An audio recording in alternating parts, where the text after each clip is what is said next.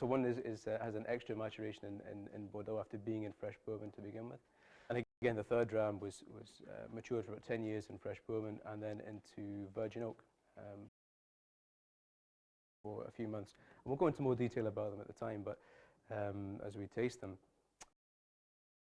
really about the journey of the spirit, that it all started essentially in the same place at the same time. As we taste them, you'll see the differences in the variations that we create as we're using different casks and thinking about the qualities we can get into the spirit each time. So that's the kind of the theme, if you like, for the MP4 tasting, sorry, MP5 tasting tonight. Maybe I will talk about MP6. Maybe I'll talk about MP4. Sometimes I might talk about MP5. Hopefully we'll get that one right today. A little bit, but that's just the pressure. So yeah, so it's all 10-year-old spirit, so distilled in 2005 and November 2005. When we start talking about them a little bit, it's all from the same kind of batch of malt from the maltings up in Inverness. So in the same kind of batch, if you like, the same place. As they all filled into bourbon casks originally for its first maturation, and with the second and third drams, it was only towards the last year and the beginning of the end of 2015 and the beginning of 2016 when we changed the cask types that we've added those whiskies. So you know, again, at the time, I don't know. Again, if we just dive straight to the whiskey, I think that's maybe the best thing to do. Alan's ready for a dram, I think. Yeah. I'm waiting for a dram all day. Good. Well. Since my breakfast. And that's it. There we go. This is the first dram here is the cask number 1999. Fresh bourbon barrel, as I say, it's spent its whole life in this fresh bourbon barrel. It was matured, which is quite nice again from Port Charlotte whiskey. It was all matured in Port Charlotte in the warehouses we've got down there. And I think that makes a big difference to the spirit. I don't know if you've got any views on that. In the very early days when we reopened the distillery, it was our intentions to mature Charlotte. But as the years went on and the production levels grew, that we didn't have room in Port Charlotte. But I think, you know, it's exceptional whiskey comes out of Port Charlotte warehouse. It's a nice damp atmosphere. It's a great climate down there. And, you know, we've seen some of the best BC5s, BC6s, BC7s that came out of Port Charlotte warehouse. Are really, really exceptional whiskies. Yeah, I think it does make a difference. It's a nice thing to mature Port Charlotte whiskey in Port Charlotte, you know, and it's very much about, you know, what we do about maturing in you know, on Islay at Bruichladdich for Bruichladdich whiskey and in Port Charlotte for Port Charlotte whiskey. Well, some of the Port Charlotte whiskey is out in the early days, so you know, that's a nice thing. It feels whole when it comes from named after. Yeah. And like Alan says, the dunnage style warehousing we've got in Port Charlotte is it's lovely because it's kind of mature. It matures well consistently all year round. You know, it's a stable kind of temperature all the time. And it was interesting. Last week we had a new washback put in. And actually, for those of you who maybe haven't seen it, on our website we've got a fantastic video. A time-lapse thing of the washback being built, which is really, really good. So if we start boring you at some point, you can click onto the website and have a look at that video. But when we had to get that regauged, we had to, so we knew exactly what's in it when we fill it. So we got that regauged, and Bob Wilson, who regauged it for us, was an excise man for many, many years up in Space. And when I let him nose these whiskies, he put his nose in straight away and was like, "It's a dunnage warehouse," you know. And you could tell, you know. So it gives a certain character to a whiskey. The earthy note that comes through. Yeah. So yeah, it makes a difference where you mature that and how you mature it. Sure. And it's in Port Charlotte warehouses, if you've been to Islay, you will know that they're very close to the sea, which all our warehouses are. And that, you know, Atlantic spray, that it gives that maritime, that citrusy, briny note that we commonly get in Port Charlotte whiskies. We get it in a lot of all our, you know, in Port Charlotte, it works well because you've got the peat smoke, you've got that kind of briny citrus note, and it works well. It creates a nice balance. It's it does. It gives it a good identity, I think, as well. You know, you've got that that kind of DNA. We always talk about the DNA of whiskey, and being on Islay, and you talk whiskey regions, and you know, we're not too into that kind of thing, but you know, the whiskey region, the perception about peat smoke, and you know, one of the reasons we wanted to make Port Charlotte back in the early days was because it, you know, for one reason, but also because it felt like the right thing to do, to be, you know, traditional Islay whiskey, you know, is heavily peated. Bruichladdich maybe would have been years and years ago. So having that DNA, having that that sense of doing the right thing, creating a spirit that fits in with the history of the distillery, you know, that's what Port Charlotte's all about. As you say, during by the sea, you get that lovely kind of briny characteristic, and even just nosing it, you do get that lovely kind of citrus tang, you know, that kind of lemon honey kind of tang, and that's from the sea. As you taste it, there's a lovely salinity to it. Again, it comes from being matured by the sea. It's wonderful. So we'll go for some of the technical details, if I can remember them all. For those of you, I'll let you into a little secret here before we started. I had set up the drams, and we just wanted to make sure we were all aligned and doing things in the right way. Being prepared, and I'd spoken to Christy before, and I told her the order, and I'd forgotten that, and I'd subsequently order. So if I get it wrong, you know, it's only going to be my fault tonight, but I think we've got it right. So we'll go through some of the details. I'll try not to get them all mixed up. But as I say, this one is cask number 1999, filled on the 17th of November 2005. Fresh bourbon barrel, matured in Port Charlotte warehouse. The strength of this one, 9, so it's a little bit lower than you'd maybe expect. But again, that's just what happens. Cask is matured. It's just the way, the strength we get. Which again is quite interesting when you look at the strengths. The other ones, they're all a little bit higher, even though they were recast. And you tend to find when you recast whiskey and you do an operation, you change the cask and you move that whiskey, you'll get a lower strength. But interestingly enough, it's happened the other way around this time. And that's one of the lovely kind of subtleties you get with whiskey. Never always. But yeah, so that's the kind of the technical details there. We'll start having a little taste of the whiskey. We should probably do before we have a taste. Cheers. Cheers, Adam. We never get to have a dram together. Yeah. This is actually. Yeah. It's really good that you two have got lapel mics. I'm struggling here to get anything actually into my mouth. Yeah, well. All over the keyboard. Drink with a straw, Christy. We're experienced drinkers, so we turned down the Madonna mics, but you'll buy it, I'm sure. Thanks. Nosing that whiskey, having a little sip of that whiskey, you tell it's cask strength. A lovely kind of warming, kind of prickly kind of heat coming through in there, which is really, really nice. Kind of wakens up. It's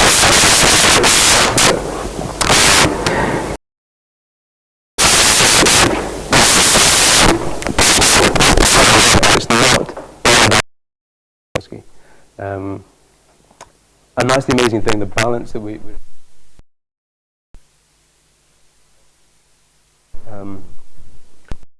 Clean. It's you know, I think with the slow distillation that we do at Bruichladdich, with whether it be Bruichladdich or Charlotte, more, it creates a very pure and elegant spirit. But you know, we find in Charlotte it works well again.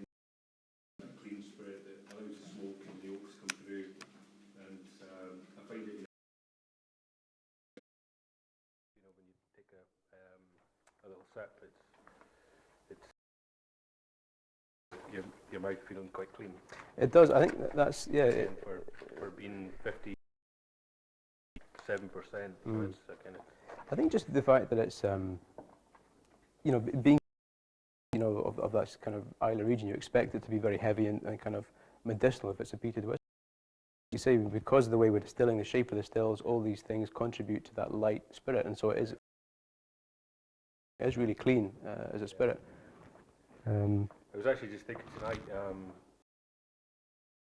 earlier on, before we came down, I was thinking back to 2005, and in the very beginning, I was actually mashing, and there was Neil McTaggart and Budgie who were distilling, and I remember I was thinking that 2005 was a year where halfway through the year I learned the stills and hadn't had a lot of experience because Neil and Budgie were and they were the experienced guys, and halfway through the year we got to the bottling hall, and because we were very much about survival back then, it was like all hands to the deck. And so they took Neil and Budgie across to the bottling plant and left me and Peter. Peter was mashing, I was distilling, but that was the end of the year, so certainly would have been mashing when these all these spirit whiskies were made. It's a nice thing to think about, eh? Yeah. It is. It's lovely to get that connection. Well, doing this, for example, doing this Micro Provenance tasting, we're all gathered together here in the room, but obviously we've hopefully got a lot of people out there as well who are sitting enjoying these drams with us, drinking the whiskey with the man who made it, which is quite incredible, really. So, so if there's any complaints, obviously you can do it, which I'm sure there won't be. You can direct them straight to Adam, but It says I was. Yeah, it's still it's a nice thing to be able to the man who made it, for sure. Yeah. And that's the great thing. I mean, over the last number of years, again, a lot of the whiskies we've been racing, that to be a part of that, but to see them from the creation right through to the maturation. I'm sure you've felt that as well. Oh, for sure. Recently, Yeah. with some of the whiskies that we've been. A huge sense of pride of being involved in the whole process from start to finish, and actually playing a part, being involved in actually distilling it is. Yeah. Oh, there's a couple of moments that stick out actually, and the first one when I was just kind of promoted to assistant manager of the distillery, and not long after we were the distillery was sold to Remy Cointreau. Obviously, we had to introduce what we did to all the sales teams around the world, and Jim and I went to New York and did a big staff kind of training for all the distributors there, which was quite an eye-opener for me to do something like that, especially with Jim.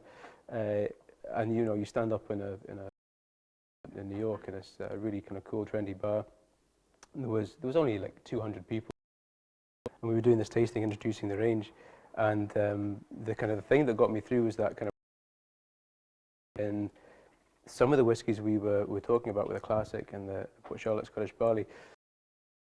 I knew, having been making those with Jim, or blending those with Jim, that some of that whiskey that was in there was some of the that I had been using or created, I suppose, when I was mashing, when I learned mashing in 2006. A bit of pride, it makes you feel a lot more easy about standing up in front of people and talking about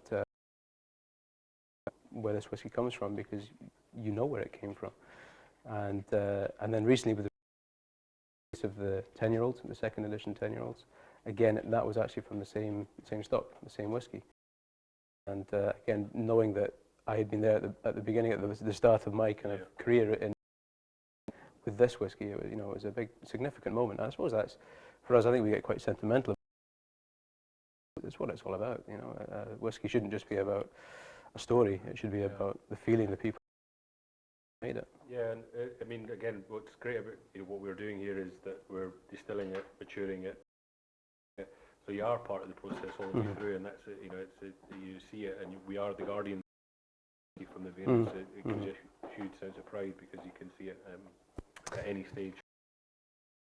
Absolutely, yeah. At any moment you could be, either making it, you could be, looking at it in the cask, you could be getting it ready for bottling. It's a lovely thing. A lovely thing. That's good. Yeah. Good first round. It's not a bad.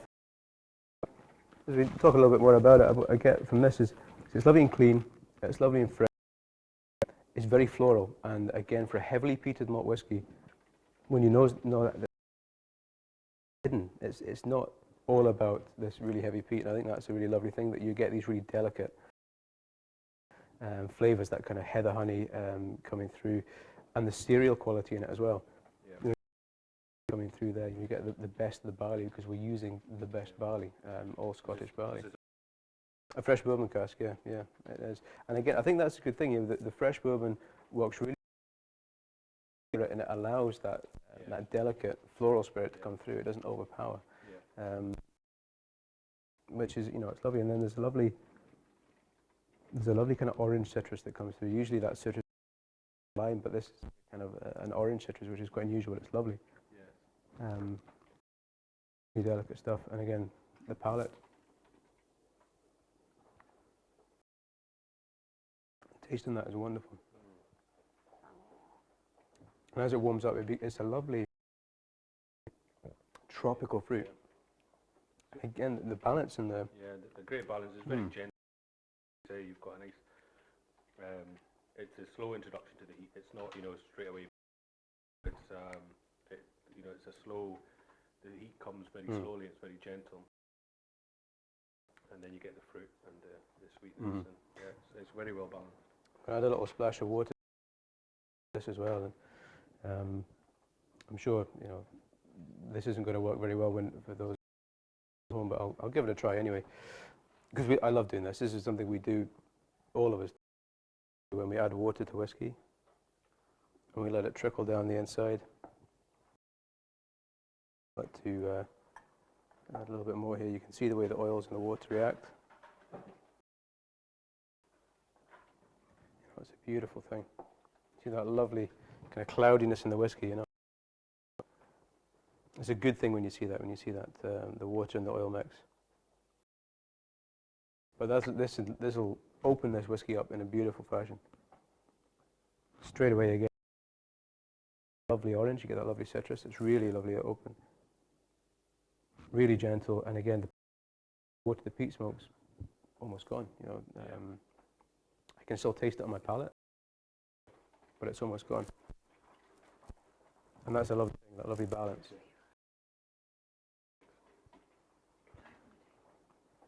So, We're starting to have some technical difficulties. yeah, so this is Alan's broken the mic already.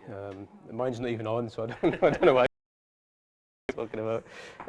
But hopefully everyone can still hear us. I don't know if anyone's got any questions, Christy, from... Couple. So Joanne Paul, I apologise if I'm pronouncing any of your names incorrectly, but Joanne Paul's asking what's phenol count, so it might be nice for you. Yeah, absolutely. Well, the phenol count of Port Charlotte, again, maybe I take that for granted, sorry, is that with Port Charlotte, the phenol count is ppm in the malt. And that's the kind of the style that we Charlotte at 40 ppm.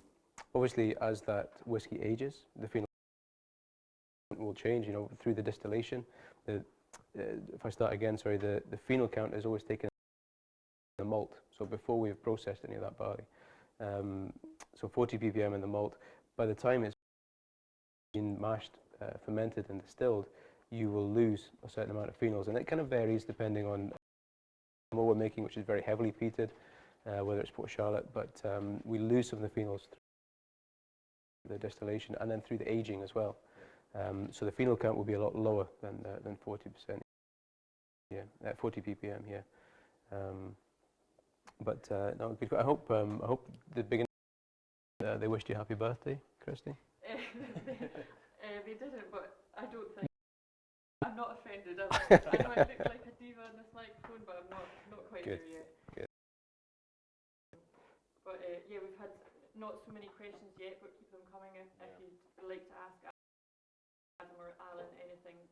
But we've got lots of tasting notes, so if you don't mind, I'll just... Yeah, go for it. Absolutely, for sure. A lot of kind of mirroring what you were saying about the saltiness and about kind of maturation by salinity from people. A lot of very chocolatey notes coming. Lemon, thyme and saline again from Suzanne Long. We've got citrus and floral notes again. They on par with you, Adam. So Good. not Well, sure what you're talking I about. must. Well, this is it. The only reason I really like doing this is I get the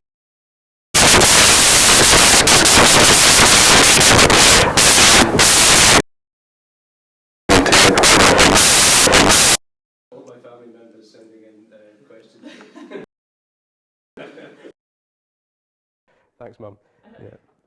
I haven't seen the surname yet. So No, they're all undercover. Alias. They're all under aliases, exactly.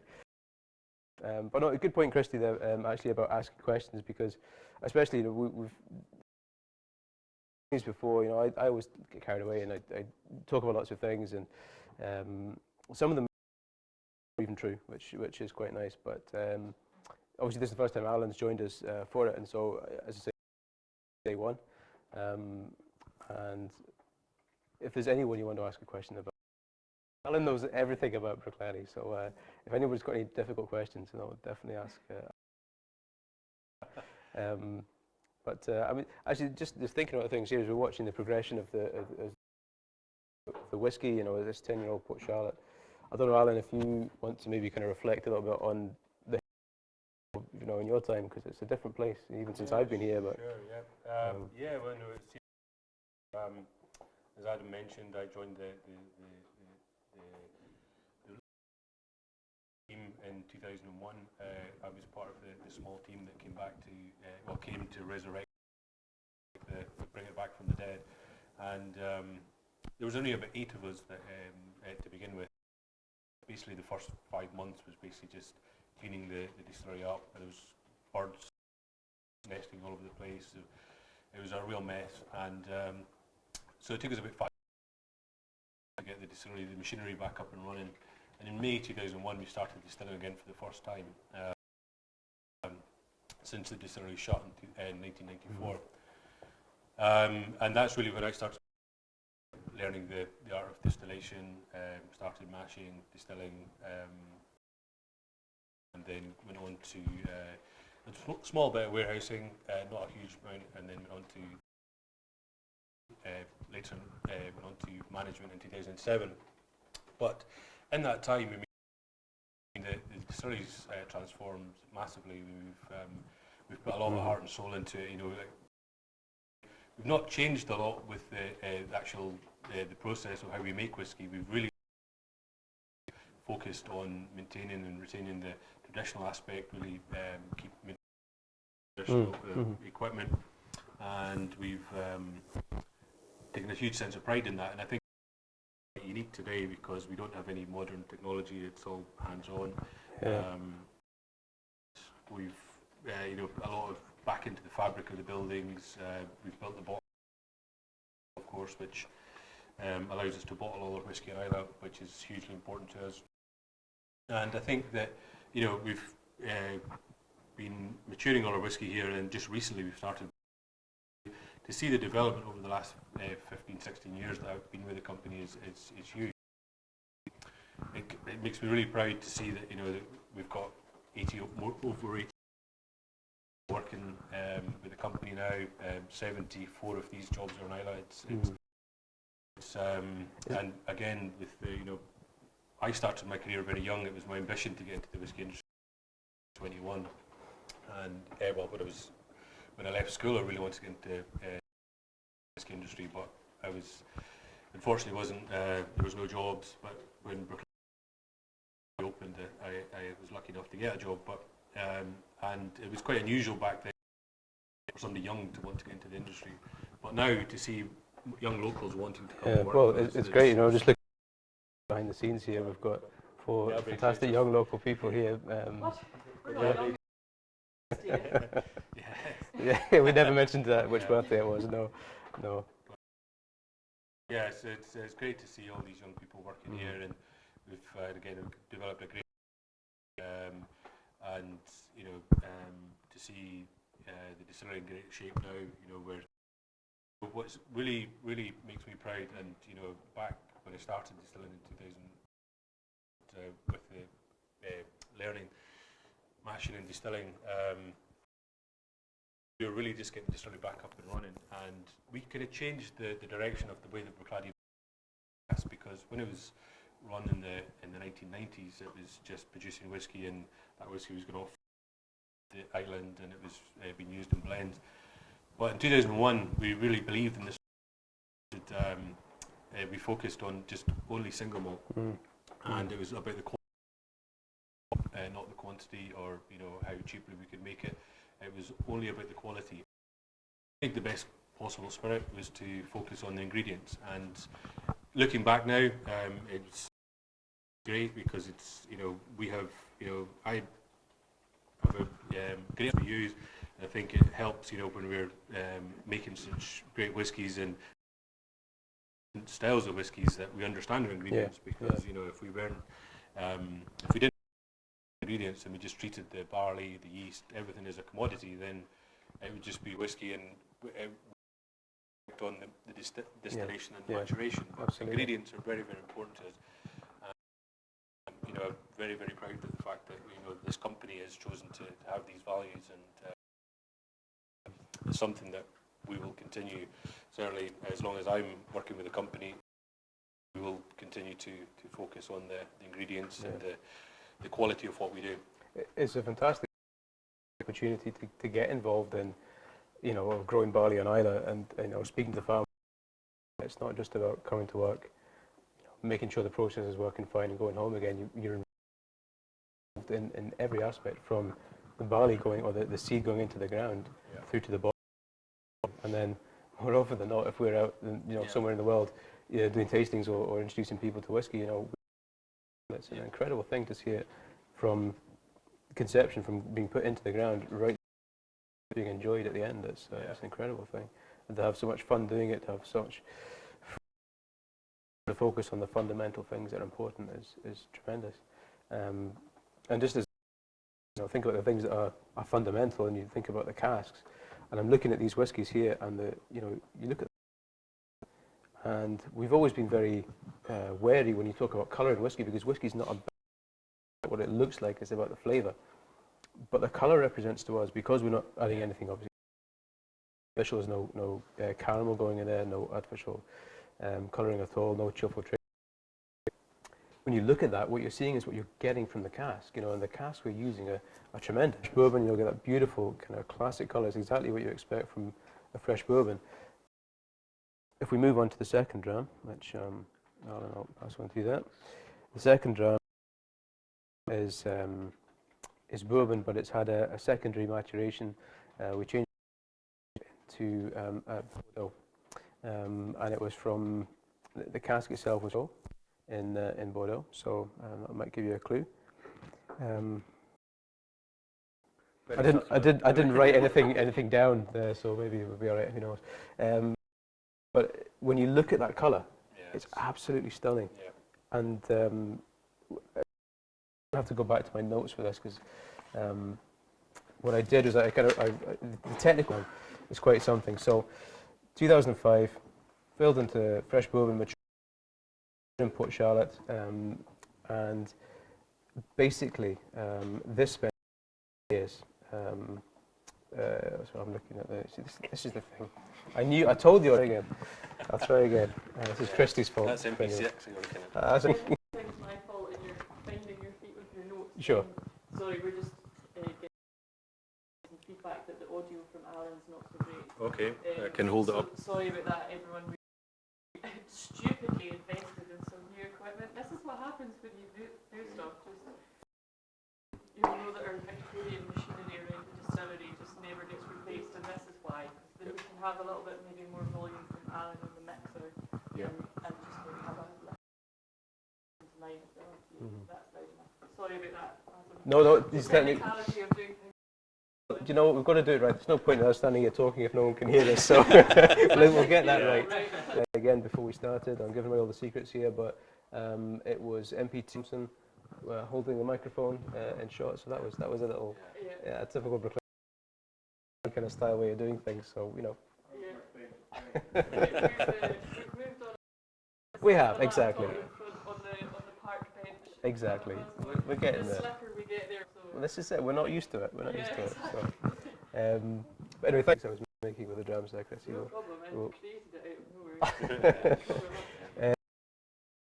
So yes, the kind of technical details of this whiskey, the story of this whiskey is quite interesting. So 2005, fresh bourbon recast into the fresh Bordeaux cask of November. It was actually originally filled on the 30th of November 26th of November 2015. It's almost exactly 10 years in the cask, right, yeah. which is quite something. And then it spent 9 months in the Bordeaux cask. And that 9 months is, if you look at that colour, that's incredible. It really picked up absolutely beautifully, and you can smell that difference in the spirit straight away. And you get that fruit that comes through unbelievably well, really, really quickly. It's like fruit that comes through, like raspberries. Just jumps out. And again, the smoke's background behind the fruit. Mm-hmm. Well, that's the amazing thing. For those subtle, delicate flavour powering, it's all about the balance. Wonderful stuff.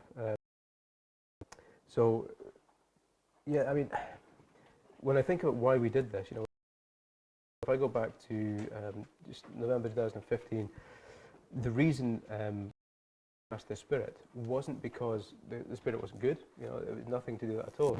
We just want we can do, and this is what we do with a lot of the spirit is explore and try new things. We actually in this matting there was about 27 casks we selected fresh bourbon from that filling in 2005, and recast it into 2, 3, 4, 5 different types of wine cask.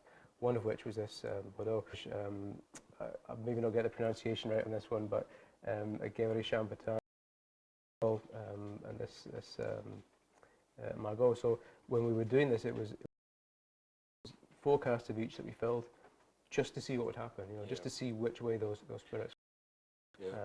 It's incredible. We've done a lot of exploring with oak over the years. In 2001, when we reopened the distillery, that we're lucky enough to get access to some coming out of France, ex-wine casks, and it was really a lot of it was trying to kind of revive some of the whiskey that we inherited when we bought the distillery, because really shut. The whiskey was distilled here. Some of it was still maturing during the closure. The wood wasn't that great, not on all the casks, but in the majority of them. So we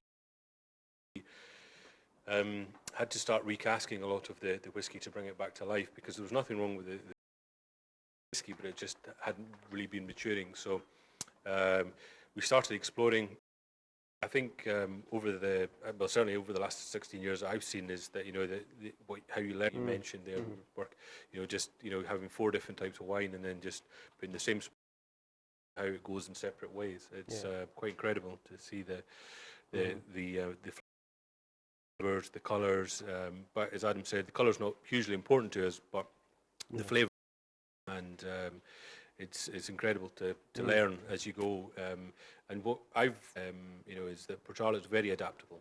You find that regardless if it's a red wine cask, whether it's a sweet white wine cask, whether it's a port cask, a sherry cask, it really it's very versatile actually. And the lovely thing for me about Port again, as I'm learning more about whiskey all the time, is we're seeing these whiskies age and change, and as we're doing these things with the cask, is always been Bruichladdich. It's unpeated, it's beautiful, it's fresh, and it's a wonderful, wonderful spirit. And obviously we make Port Charlotte, which was the heavily peated kind of version, if you like. That was always the way it was thought of. And then we made Octomore, so Octomore, the watching it was incredible. It was a cult whiskey, and somewhere in between, lost.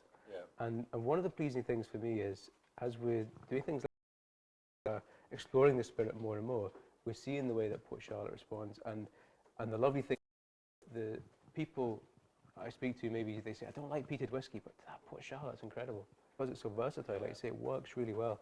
It's a clean spirit, it's an unusual spirit character, but with that smoke in it as well. It's a wonderful, wonderful spirit, and it's, one of my favourites. Just to reflect again, just for the people at home, and if you've never been to Islay, Bruichladdich, we've got very, very tall stills, but we distill very, very slowly, and that's something we've been doing. I know how to still, and distilling slowly allows that, interaction with the copper during distillation. It cleans the spirit, but it also, we sacrifice some phenols during distillation because we're distilling slowly. We take a long foreshot, which again is we're losing some of the phenols at the beginning of the. Again, that helps with that balance that you're talking about, that purity, and then the balance that's coming through. Some of the lighter flavours that come through in the spirit as well helps with that balance. Yeah.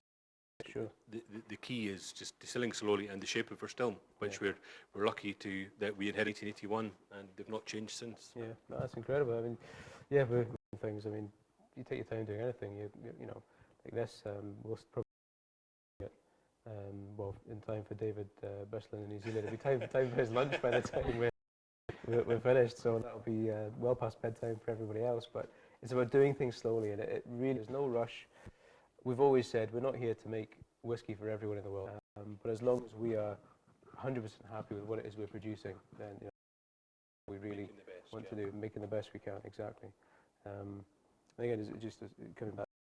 Another good way of looking at the whiskey. When you think this whiskey, this is actually quite strong compared to the other one. This is 0.9% alcohol after 10 years in the cask. But you weigh that the texture of the whiskey clings to the glass. It's because distill slowly. You preserve the oils that come through from the barley. The barley is all grown in. It's a tremendous quality barley, full of flavour, and these oils are carrying the flavour that comes from the distillation, the fermentation. It's all in there. Again, when we come back to the way this whiskey's been changed 9 months, that whiskey, that cask has had a profound effect on the whiskey. I think it's absolutely incredible. There are many similarities between the two, but this is taken into I don't know if Christie's... Sorry, I'm not ridiculing you from behind this, it's just something, but I'll wait for a break in the conversation because you might never get to speak again. Oh, okay. Well, let's go through. I mean, as I say, I spent a lot of last night tasting this whiskey. So that's why I was in at 11 o'clock this morning. Yeah. No, I went through these whiskies. And there was some lovely things that started coming through in this. When we talk a bit about there's lovely things in this dram. There's you get a lot of chocolate again, which we were getting a lot of comments about in the first dram. From the red wine, you're getting lovely kind of Turkish delight, little lovely notes in there. And again, it sits really well with the peat smoke. Really comes in for me.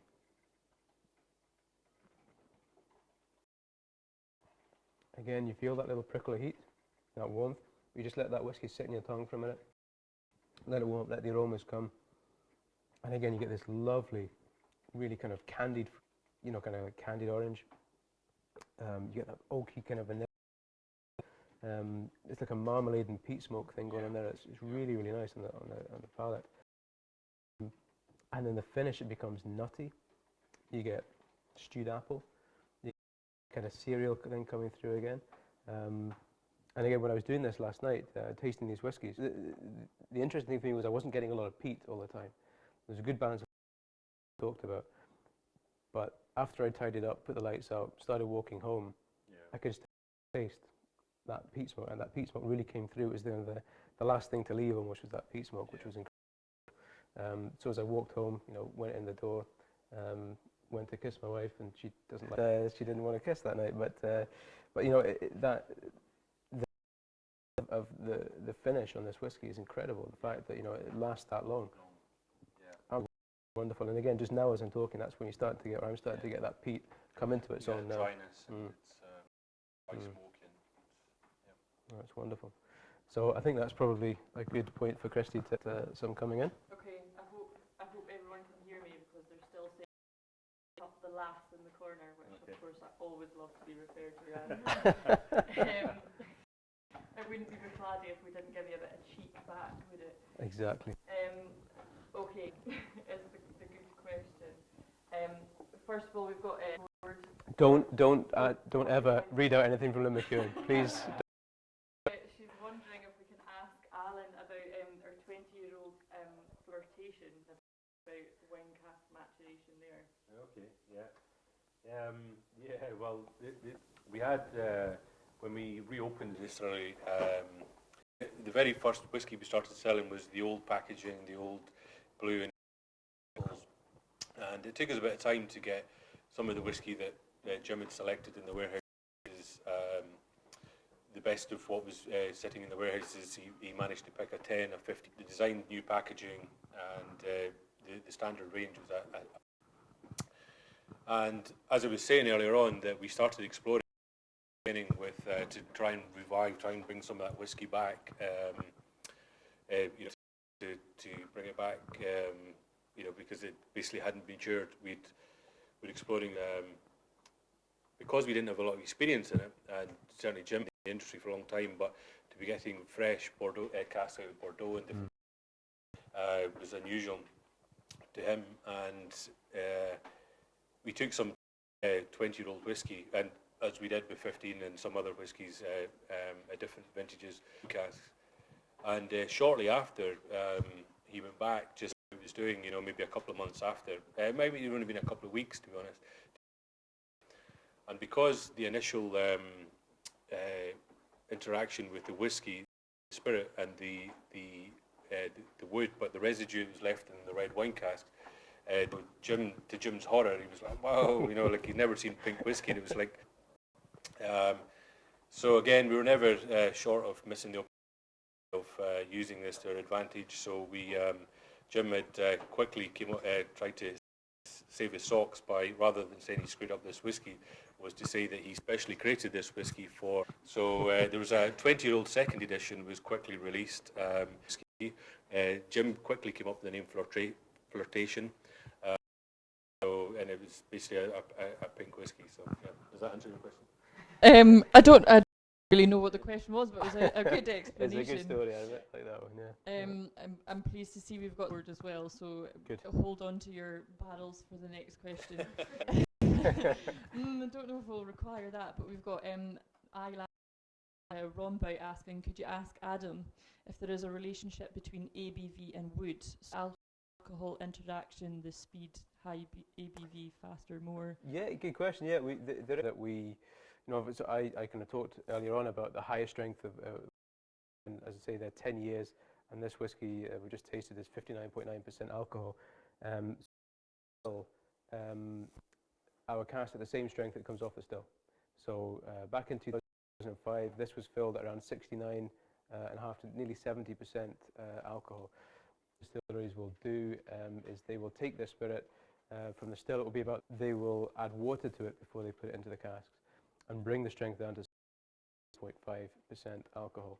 And the reason that's done is essentially at that kind of strength, at that kind of alcohol strength of 63.5 to drop as it ages, as we're losing the angel share, the percentage, and as it hits between 63, 61, you pull a lot of sugar, you know, out of the barrels, and so you get you miss out on other kind of flavors, other styles, but you pull that wood sugar out, and it gives a sweetness to your whiskey. Using that whiskey for blending, or if you're using it at a young age, you get that sweet. So you know what we've done here, obviously by filling it about 70% alcohol, we've gone through that kind of 63 to 61%. But it's taken us maybe 4 or 5 years longer than other people. The advantage of that is we can age our whiskey for a long time as well. You know, so there's another reason it's interesting, because maybe in years to come, the whiskey that we're making now will still be in the casks long after Alan and I are sitting on a beach somewhere enjoying our retirement. Yeah. Fingers crossed that it goes like that. But potentially that whiskey has the potential to mature for a long time, what that cask will give over a long period of time. Really good extraction of flavour at that higher strength. Yeah. You know, it's almost like the spirit when it goes in is more aggressive, and so we draw more flavour. And I think, yeah, sorry to interrupt, I think there's more reflection of the spirit coming through, the actual DNA of the whiskey in the whiskey, because we fill it at higher strength as opposed to adding water, bringing it down to 63.5. As Adam mentioned, the 63.5 is kind of standard across the industry. The majority of them do it, and Adam was right about the flavour. I think the 63.5 rule, or how 3.5 was quite common because the industry kind of chose that when distillers or distilleries trading for blends, if it was all at standard strength, then they couldn't negotiate or the price. So if everybody filled at 63.5, it was standard. Exactly. It's much easier if making it 63.5. We want to do a trading, swap. How do we work out Yeah. how many casks are the same? It's much easier for trading with it. Absolutely. Good question. I'm sure that was the only question, was it? Or have we got any questions? Thing about one question leads on to another, but it was well explained. Good. Are you quite happy for me to plunge Yeah, on? go. A nice one from Jake Gladstone. Looking back 15 or 16 years, imagine for the next 15 years. Oh, we just try and get through one time. I think looking for the future, I think it's kind of building on what we've been doing the last few years. I get the point I'm at just now, not about doing things revolutionary just now. We're doing a lot of things that are interesting. Tasting whiskey and releasing whiskey is really interesting, and we're always going to talk about the quality of our ingredients. We're always going to talk about traditional distillation and doing it on Islay. Preserving those traditional skills is very, very important. And I think that's, for the next few years, it's preserving what it is we're doing. That's certainly for me the way I start seeing things. Having said that, we are always, the way Alan alluded to it earlier on, the way we've been taught to make whiskey is this tradition by Jim and Duncan and Neil and Budgie and the guys who were there and trained us. And is never stand still. Always try something new. So lots of secrets to this thing, but I'm going to do that now, not with Alan here. But I think it's very that I think it's a fair point that as Adam says, trying traditional craft that we have here, passing that knowledge on to the next generation, and replicating what Jim and Duncan done for us is leave us in a good position. We shape for the next generation, and distilling the best spirit with ingredients, laying down the best stocks with the best casks, keeping all here in Islay, building more warehouses. I'm kind of involved in a lot of the kind of future planning of the distillery. We're building more warehouses. We're looking to expand the bottling plant because it's important to us to be able to keep doing it all here. So we need to future-proof the distillery. At the same time, we're very mindful that we don't want to change the character of the distillery. So we're not going to Bruichladdich become automated and we've got robots running the distillery. It's going to be more people. It's a dream of ours. It has been for a long time that the missing link of our production is this on site. As Adam mentioned earlier on, Bears malting our malt for us. We buy the barley direct from the farmers. We ship it to maltings to have it malted, bring it back, and it doesn't. It's not something. It creates us massive problems. Bears maltings are very, very good, but if we have control of that last missing piece of the jigsaw, that if we could malt here, and it's something we're working on, and hopefully in the distant future, maybe 3, 4, 5 years down the line, we might be building off of maltings. Very exciting. Very good, and it's been a dream of mine for a long, long time. But hopefully it will come off. It's quite. I think it's not just a dream for yourself as well, because back in November we had a meeting. Alan and I had a meeting with Beds for organising here, and over the years, you think about the type of whiskies we make, with Bruichladdich, Port Charlotte, Optimore, and single farm releases, and we essentially distill 11 different types of spirit a year, in simple terms, and so that means 11 different paints and lots of different logistical headaches for mainly for Alan, actually, thankfully. He processed all that for us. So I can imagine it's probably a dream of us to malt our own barley as well, just to take a bit of the headache away from that. But, as like I say, they've been fantastic supporters, and I think they would be supportive of us, sure. But to have that missing piece of the jigsaw in there would be incredible. Yeah. So there again, there's 74 people working here. We could be, by the time we get maltings in. It's certainly the dream, and I think going back to the question, I think more exploring with wood. We're always talking, what if, get these types of casks, and we're always trying to meet new wood suppliers and again, that'll allow us to lay down great stocks and give us. Yeah, that's it. Well, we always say there's always something up our sleeve. There's always something new coming. That won't change. That's always going to be what we do. But as I say, about revolutionising things. It's just about exploring things in the right way, and that's the spirit of what we have. That's what we do. Hey, Christy. No, no great revolutions. That's good to know. I think we're all safe. Yeah. We've got another one from Seamus May asking about the provenance of malt is obviously very important to us, of warehouse, etc. But how important is the provenance of the cask to the whisky? It's something that we're Scottish, we limit ourselves to that.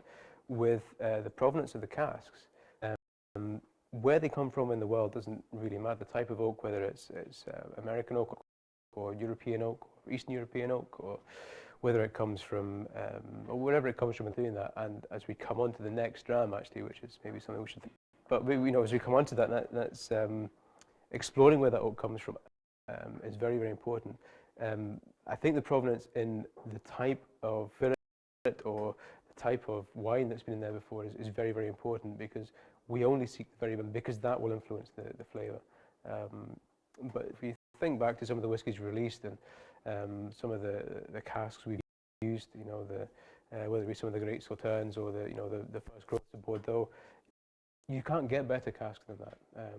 I think every time we've done a Micro Provenance, I've talked again Spain and the relationship we have and the quality that they, you know, it has to be the best quality, because we're putting our heart and soul into creating the spirit the best we can.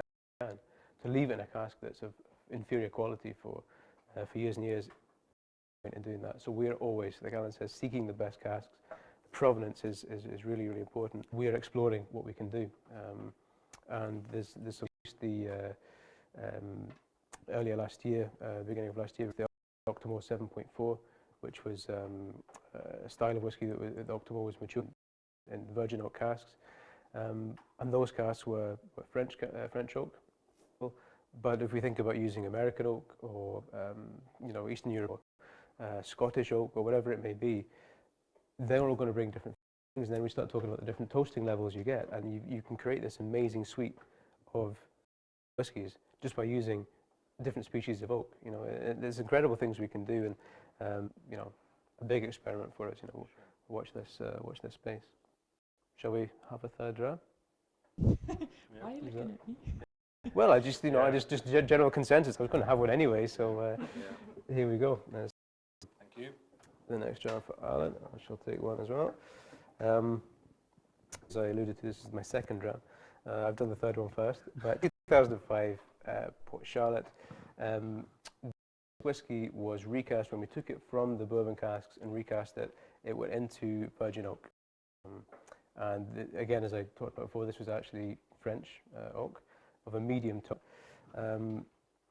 Now this one, it was quite unusual. I didn't really notice it at the time when I was selecting the whiskey, but as I was going through the whiskies last night and looking at the details of them, the vatting for this, when we took it from the American bourbon casks and virgin oak casks, was actually done on the 29th of February, which is quite cool. So we can only do it, which is quite something. So as this whiskey, I don't know whiskey industry, as this whiskey ages, if it has to take 4 years to mature one, I'm not sure, but we didn't leave it that long anyway. It was only about 6 months in the cask.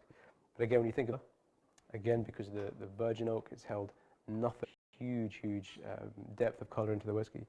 The depth of colour, because it's real, it's nothing artificial there. To us, that says flavour. To us, that says incredible going on there. And believe me, when there is something, when you know that, you know there's something absolutely lovely. The strength of this one, 60%, that's just natural strength. So after 10 years of maturation, we're at the same strength as a lot of other just talked about. So they actually fill their spirit. So, and if you go back to the strength and the flavour profiles and the things we pull out, I think whiskey. So we think about things a bit differently. Wonderful, the virgin oak, the flavours we're getting from there are absolutely, as you know, is that. Yeah, it's intense oak. Yeah. It's really oaky, and just took a sip of it there, and just the and it's quite peppery and spicy. Yeah. It's got that. It's got that. Yeah. The thing is really, it really comes through. It's lovely. There's a resinous kind of quality, and a gingery kind of spicy thing there. It's lovely. But it's almost the texture is quite, and naturally so, because of the new oak, it's got more. It's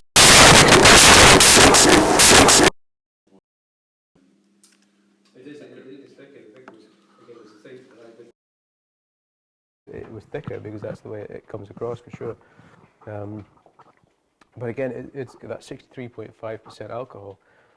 There's nothing that's well crafted. Yeah, they're all very smooth, and I think when you if you were to taste that blind and not know the strength of it, and you would assume that it was in its 40s, but 63.5. Yeah, again, it's down 63. To just down to good distillation, or slow distillation. When you nose this, the peat seems to be a bit more apparent. There's something about the flavors from the oak, and you'll get kind of a toasting in there, which kind of brings out some of that kind of flavor in the wood light phenols, and it seems that this is peatier. Again, it's the same phenol content. It'll have lost the same phenols over the years it's been maturing, so it won't be much difference at all in the phenol by the virgin oak. So again, when you start thinking about how we are working with the flavors in the whiskey and changing it by using different types of casks, you can really do some incredible things if you really pay attention to what it is you're doing with the casks in the warehouse. Have a little taste of this, and this might need a little splash of water actually, but it's very sweet. You get a lot of wood sugar there again. You say it's as in kind of vanilla fudge, as in creme brulee. It is brown sugar, malted barley before it's been processed. You get that kind of same maltose sweetness in there as well. And as that evolves in the palate, you start to get that citrus, that lemon, and that kind of briny quality coming through again. So it's got everything that the others have got, but it's just that different to taste. I think it does need a little splash of water. I'll watch that open up. And again, as you see the way it's sitting there, it's beautiful. Absolutely wonderful. And again, when you nose that salinity, that briny quality comes through. It's quite incredible, actually. Yeah, it really changes the iodine note. It's seaweed. Lemon. Yeah. Lemon curd, that sweet kind of lemon curd. Also coconut again. The coconut is coconut vanilla. They'll come from there as well. So you can see in 6 months the. Was this the American oak or French oak? French oak. This one, yeah, French oak. But again, when I nose that, think about oak, and you can smell it.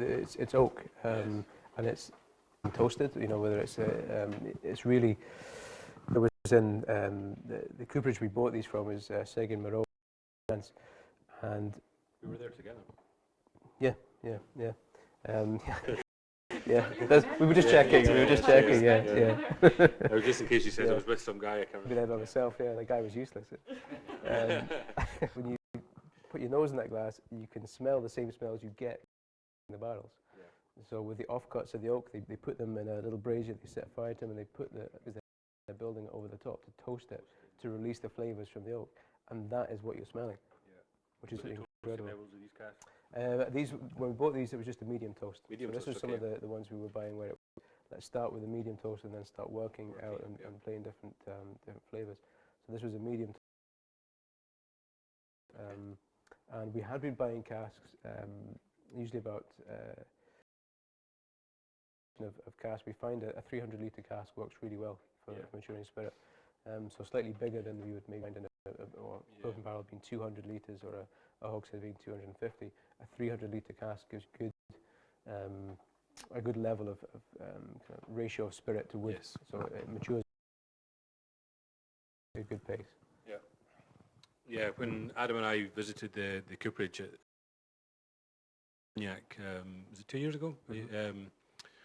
Where we buy the new oak cask from, and it's incredible to see the difference, how they make the casks in France compared to the make them in Scotland. And when you go into the cooperage, it's quite noticeable that they work as a kind of chain in France, and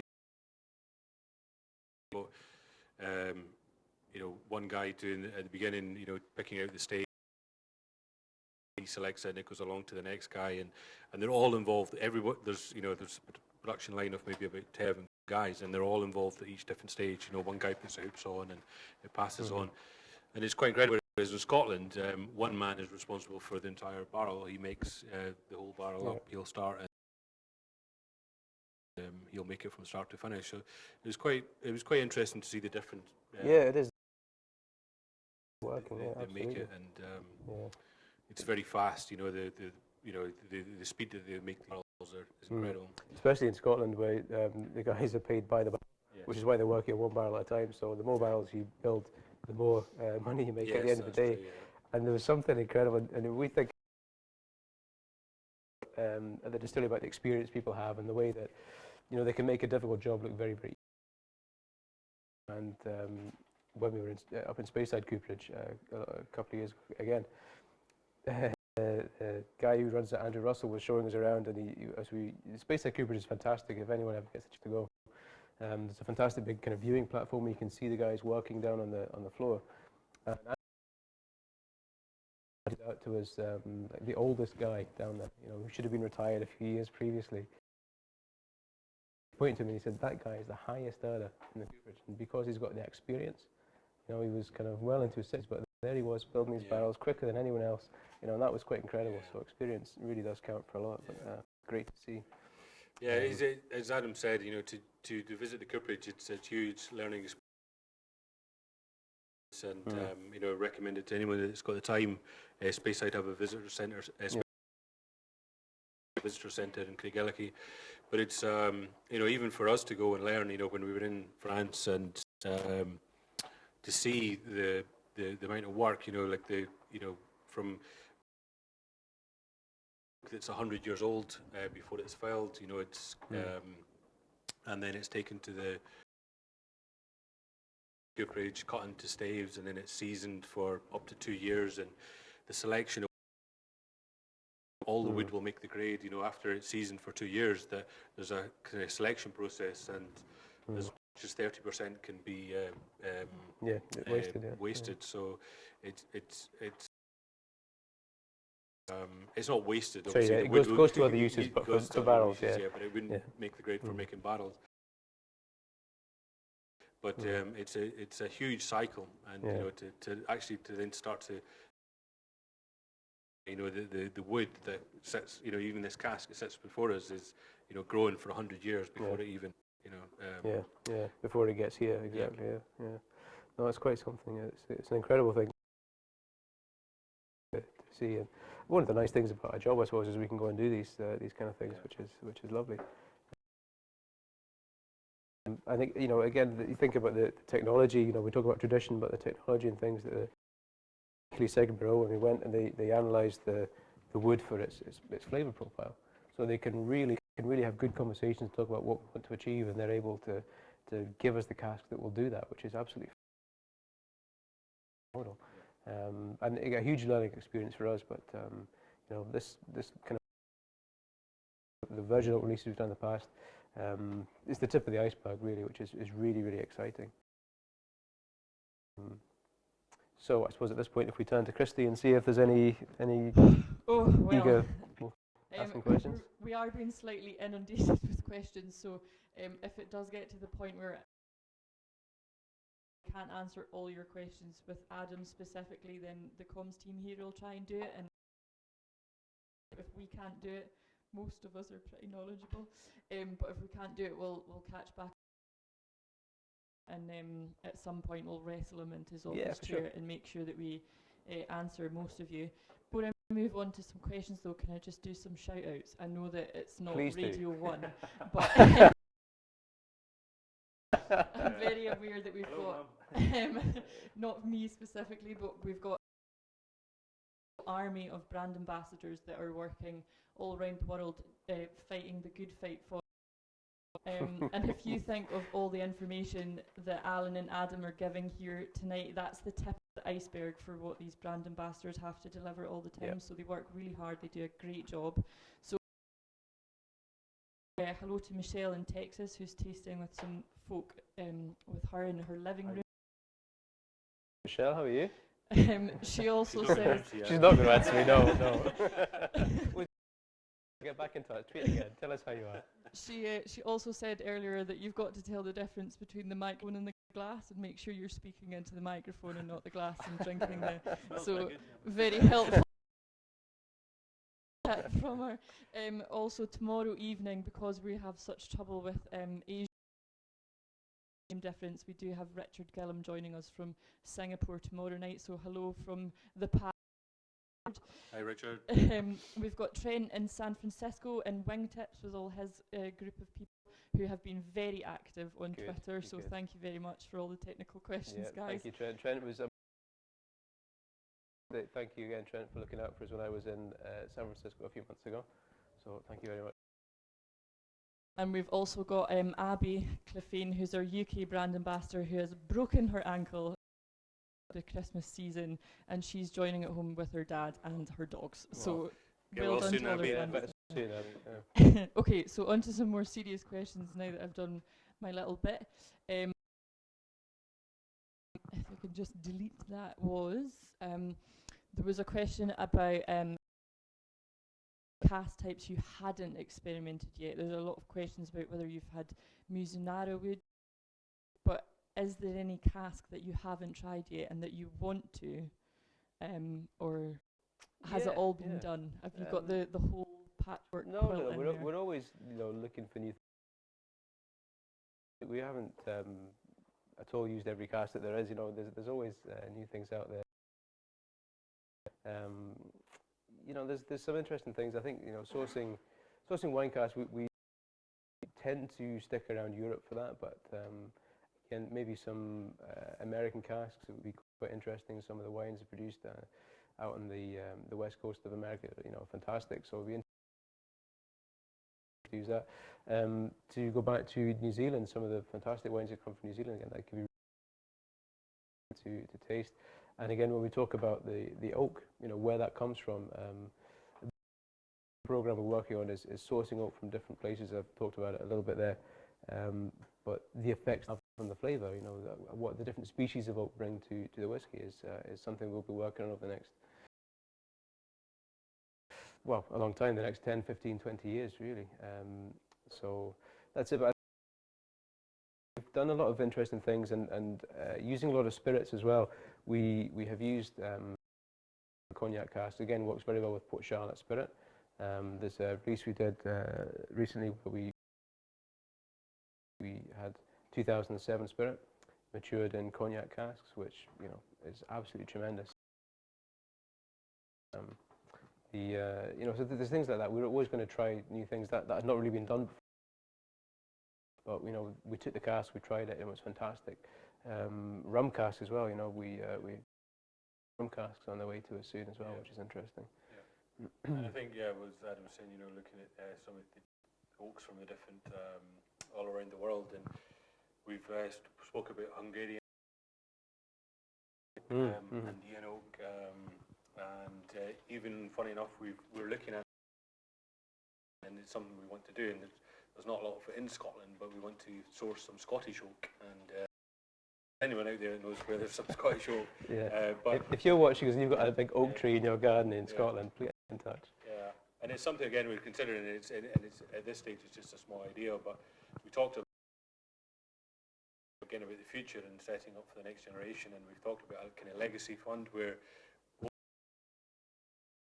plant some oak, and then the next generation will have the benefit of that in years to come. That's it. But yeah, we're always looking for new things. We're always open to ideas, and I think we always have been. We always will be. So, there will always be interesting releases. Always interesting cask types coming up, for sure. I think we have. I haven't counted recently, but we're always bringing in new types of wine, and we're approaching types of casks we've used over the years, which is quite incredible when you consider the whiskey industry's kind of traditional reliance on bourbon casks and sherry casks, and increasing casks as well. But we're really pushing the boundaries of what we're doing, or what we're able to do. So hopefully that answers the question. And hopefully Christy's got loads and then go quiet on us, Christy. No idea. If I can just all stay on the one page. It's also overwhelming, the technology. You'd think I did this for my day job or something.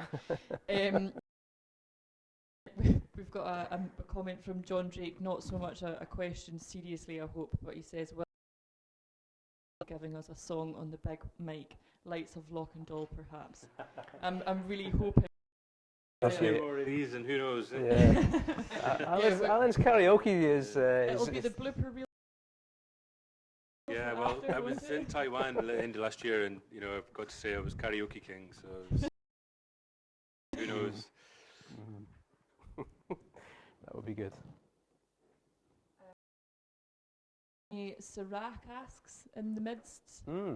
Yes, actually, yeah, we do quite a lot. Actually, Syrah, you know, the grape, it actually worked very well with the spirit. We've done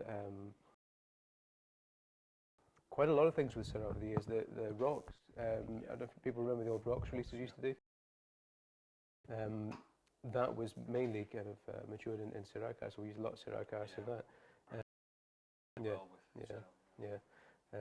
And actually, as I was kind of Micro Provenance MP6, and for those of you who've bought the kit already, you maybe know what MP6 is. It was a secret we couldn't really keep. We're terrible at keeping secrets.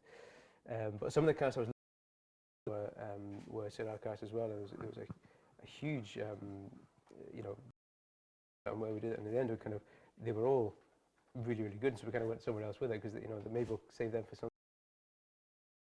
else. But Syrah, I mean, even the Octomore 7.2, Syrah cask, you know, so I hope that's right now I said that. But but Syrah cask, they work really, really well with Bruichladdich Spirit. We've had a good kind of build up. Yeah, we know them well for sure. Great, lots of wine chat this evening. Okay. To appear, no, both from you as well as behind the scenes. So, if we quick answer on if we've ever had ice wine casks before we move on to something. Yeah, yes we have. Yeah. Cool. Okay, yeah. That's a very quick answer. You said quick. Take Yes, we have. Yeah, Swiss ice. Yeah. I think from memory about 100, 120 litre casks. Yeah, there was. And we still have. There was. We do actually. I think we has 12. There's some Austrian as well. Wine casks that we're looking at and kind of talking about as well. So that could be something again in the future. Not very many casks, but really exciting, really interesting things to try. Sure. Okay. So, would you like, A or B, a question about how you've come to be in the position that you are as head distiller, or would you like a question specifically like to know? You just asked me the question. Funnel this at you first. Yeah, I'm doing really well here, Amina. So, because I'm fumbling about on my keyboard, the virgin oak, just so that I'm clear, is not 100% virgin oak 10-year-old. It's been in a bourbon cask before. Yes, absolutely. So about 6 in virgin oak. That's right. So the details for that, it was again all the spirit was filled into fresh bourbon. That particular cask spent just over 10 years in bourbon, and then in virgin oak. Super, I got it right. Thank you. Good. And then, so how did you get to be head distiller? Can you talk us through a little bit about? Yeah, well, I suppose.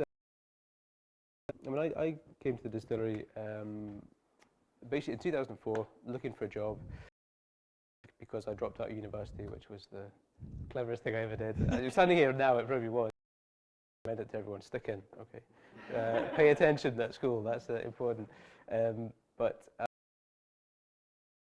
basically, I was looking for a job, and Michael Thompson, who's sitting behind the camera there, took me on in the shop, and that's it, so I started working in the shop. I was lucky, you know, at the time the distillery wasn't taking on a lot of people. The timing was just right for, you know, it was very early days, 2004. So I don't think they were kind of looking to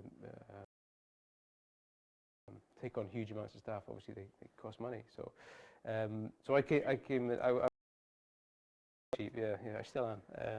So I started working in the shop, and I must admit, being from Islay, I was surrounded by whiskey. Distilleries, left, right, and centre, but I didn't really understand, what it was all about. I knew whiskey was made in Ireland. I never really took any interest in it, and even when I think back, we used to, when we were kids at school, we'd go on school trips to a distillery, to learn about malting, and all that kind of thing. So, but again, it just went straight over my head. And Dad said to me, when I dropped out of university, my dad said to me, "You really should, basically, but if you get a job at a distillery, they look after you. It's a good place to work. There's security, and if nothing else, you get a bottle of whiskey every month." So, that was me sold. And so I came to Bruichladdich, and I was offered the job. And the first day, one of the first things I did was go down and sit with him, and he kind of explained what Bruichladdich was all about and what they were doing, and like, just straight away. And so literally from there, I felt the kind of what was at the distillery, that everyone was working towards, something good. What you did in a day, measurable. What you did in a day was contributed to keeping the distillery going, to keeping employed, and it was an amazing feeling to be part of. It still is,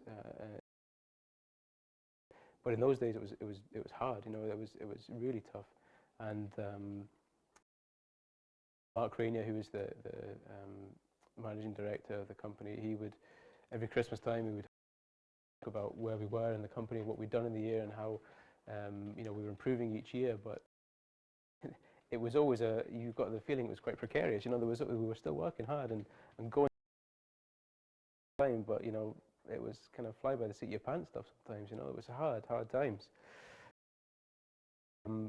But for me personally, I worked from the shop. I got an opportunity to go into the warehouse there. Again, from there into the mashing, a few little years. So I started to work. And actually, when I started mashing, I was on shift with Alan, 2006, and Alan was on the stills. I was mashing, and I remember to me, you should stick in at this. You can maybe come down and learn the stills as well. It's another string to your bow. And so the opportunities were there, and it was incredible to have those opportunities and be able to. And then, as I've been mainly working in the warehouse and covering shifts in relief, I started working more with Jim. As he started me thinking about, moving on and retiring as he has done, he needed someone to step up and take over that role. And lucky enough to be, thought of as the right person to do that. And I think it's just by working hard, paying attention and having a passion for what it is that we do at this distillery. That's been the thing that's got me to where I am today. Having a passion for it, I would say. That's the short. Sure, really? Yeah. Okay, lastly, before I let you get families at home and we will wither and die here, is I have across yourself juniper notes in whisky. There seems to be a lot of, specifically for the taste notes coming through with the juniper, which obviously we find quite interesting because we work with juniper. Yeah, with the botanist. Yeah, absolutely. Yeah, now and again, there's always little notes that you surprise you. And I was interested. One of the taste notes we heard earlier was thyme. And you get these kind of herbal notes in there, and juniper. Yeah, I can see where that. The virgin oak with the resinous kind of character of the virgin oak coming through for sure. Juniper, I mean, I must admit, it's not something I find particularly regularly in the whiskey, but it's thing about drinking whiskey and picking out these flavors. It's all very subjective, and it's all kind of palates and different kind of memories of flavors and evocative kind of sense, the sense of smell and taste. But it's an thing. There's something for everybody in these whiskies, but juniper's it's not something I find very often. But I can see where it's coming from. I'm gonna go back in for another one. Yeah, absolutely, go back in. I think for the most part we've covered most of the questions, apart from maybe